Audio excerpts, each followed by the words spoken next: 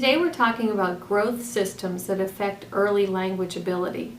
So when we think about language and literacy in the young child, we need to think about these three areas about their ability.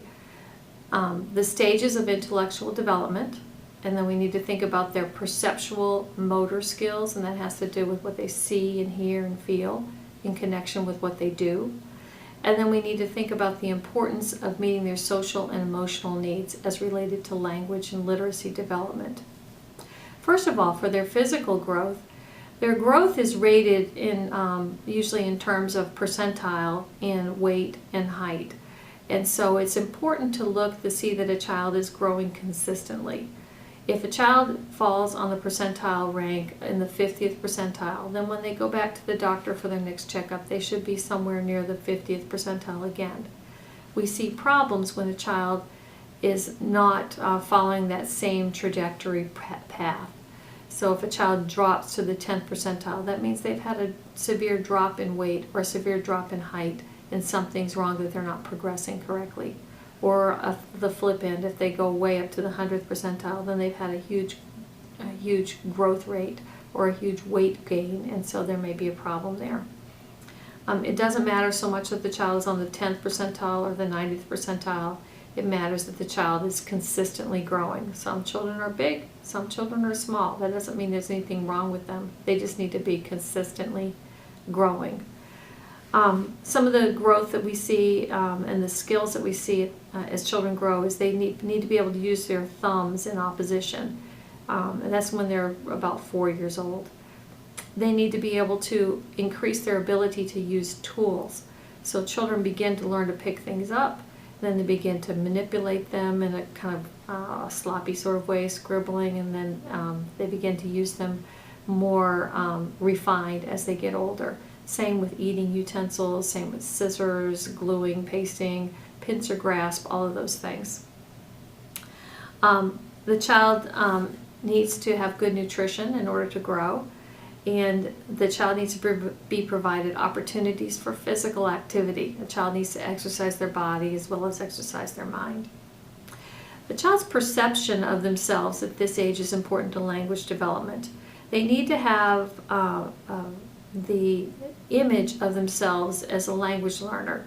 And so it's important for them when they're learning language for them to be able to see things and hear things and feel things and use their senses to perceive everything. When they can use multiple avenues of understanding something, that helps them with their language development. So they need to have a mental image of something that they're learning about. So making verbal labeling and speech possible. They begin to see better. As you recall from child development, a child doesn't see well when they're first born, and their vision begins to improve. And as a child gets a little bit older, their vision begins to improve until it becomes normal at probably about 3 years old. And they begin to see finer detail. So you can imagine that if a child can begin to see better and hear better, and they can be able to touch things better because their fine motor skills are developing, then they can begin to have more senses applied towards their language development.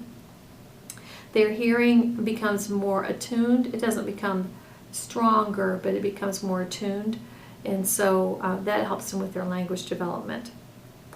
Their visual literacy skills. Young children understand and they use symbolic representation.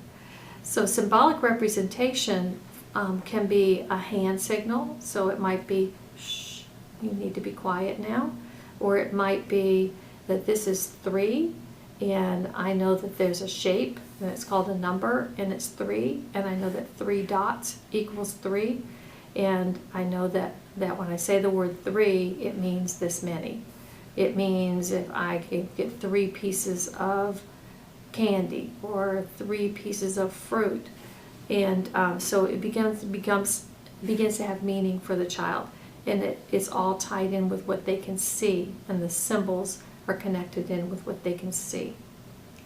They begin integrating their senses with other things, and so they can see things and hear things. They might hear a bird and know to look for the bird. And so their senses begin to integrate, and then they might say bird.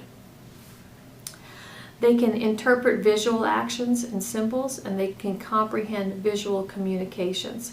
So if someone said shh or stop, they know that that's a sign or a symbol for something that has language to it. Some educators give preference to verbal and written literacy, but in today's world, children need to make sense not only of text, but of information conveyed through images. So their perceptual motor skills, remember perceptual is seeing and hearing connected to their motor skills, what they're able to move and do. So sensory motor learning has to do with the type of action and knowledge, moving and doing something, connecting movement with words. Thinking and logic develop during this time. Some common identified skills in this area are being aware of yourself and your place. So when a child comes to circle time, they're aware that this is their space around them, that they don't move too far to one side or the other because that's someone else's space. Being aware of yourself in relationship to objects, being able to walk through a store and not knock things down. Being flexible, having coordination, having posture and balance. Having a spatial relationship, knowing that my cup is here and I'm reaching for my cup, or knowing that this will fit on this. I'm going to carry my cup and it will fit on the coffee table. And an awareness of temperature, knowing when they're hot and when they're cold. So some perceptual motor skills also come in contact with, say, color discrimination when they're learning their different colors and they're using their motor skills to color with crayons so they can begin to see their color discrimination. They can use their motor skills for matching patterns and symbols. They can use their motor skills for eye-hand coordination. They can use their perceptive skills, taste, by identifying food by taste or identifying smells. So those are all things that are connected to language, because when they identify those things, they're connected to a word that has meaning. They can also identify common sounds. In their cognitive development, there's a link between the development of language and thought. And Vygotsky says that language is a mechanism for thinking. Remember, young children think out loud oftentimes, and that's just a process. Sometimes we talk out loud too. But for a child, they do that more often than adults, that their thinking comes out of their mouth instead of staying in their head. There's a tremendous learning curve during this time for their brain activity, and experiences have a great effect on the brain of the child. Experiences are what the way that the child learns, and experiences are what is going to help the child develop. A child classifies, they group things mentally, and they group them by distinctive features. So a child may group things by color, or they may group things by size, or they may group things by category. Categories and concepts symbolically are represented by words. So if you have 4 bowls, and one is blue and one is green and one is red and one is yellow, and you have teddy bear counters you want to put in them, so they may count them out by amounts, or they may put them in there by size, or they may put them in there by color. So in the child's mind, they're categorizing. Piaget says that for classification, the child has to assimilate, which means they have to bring in new information into their existing structure of information that they have. And they have to accommodate. And accommodate means when new information comes in, sometimes they have to change the existing information so that it fits in there.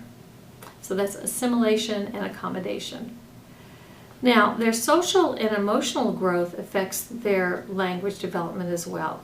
During the preschool years, these are the years of their self-identity, and the self-identification is forming. They need to have positive interaction as part of their social growth. And Erickson talks about the different social emotional stages. The first stage he talks about for babies is called trust versus mistrust. That's really for little babies. Trust develops as a result of their needs being met. compassionately. And bonding and attachment are vital during this time. He goes on to talk about the next stage for toddlers and 2-year-olds, and that's autonomy versus shame and doubt. So the child learns how to view themselves as a separate person. They become more independent while still needing help, and they learn the power of the word no. Erickson goes on to talk about social and emotional development for preschoolers, and he talks about initiative versus feelings of guilt. And that's classified by experimentation with active exploration, development of new skills, strong emotions in response to authority, and still dependent on adult approval. Now, inclusion for children in social emotional planning means monitoring social connectedness. The teacher needs to be really aware of how that child is within the context of the classroom. It needs to be monitoring a child to make sure that the child feels welcomed and is part of the group. Encouraging symbolic and pretend play. This is a way for a child to use their social emotional domain in learning language. Providing secure environment for language interactions so that the child knows that they're safe to be able to express themselves, that they won't be laughed at or made fun of. And then a safe place for the child to discuss their feelings and emotions. Someone needs to initiate that. The adult needs to initiate that. These are all parts of the development of language in children.